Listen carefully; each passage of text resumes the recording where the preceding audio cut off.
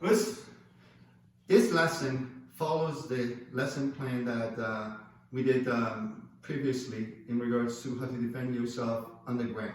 So this is a situation where you've been punched, you lost your balance, you fall on the floor, and your back is on the floor on the ground, and the other person has managed to jump on top of you, mount.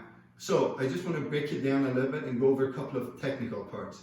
So first of all, when you're fighting multiple opponents, you absolutely don't want to be on the floor, because if you're on the floor, on the ground, you're easy target. So this is a situation where you're fighting one person, you got punched, you went down. Now if there are multiple targets and you went down, one person mounted you, you need to quickly get out of that situation.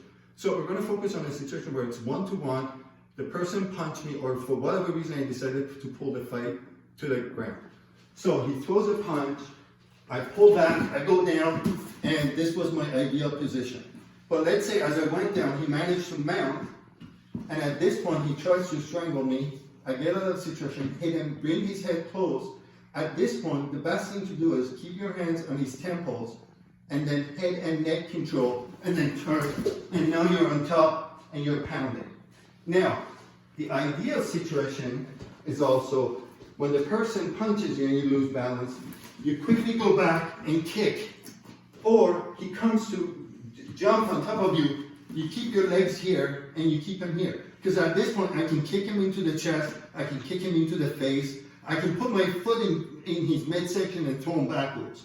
Or I can just simply bring him down here and now control him into this position. So, if all those failed, and by the time you manage to get consciousness back, he's on top, then that's the technique you can do. Dislodge, hit him into the temple, bring him close to you, and then roll over.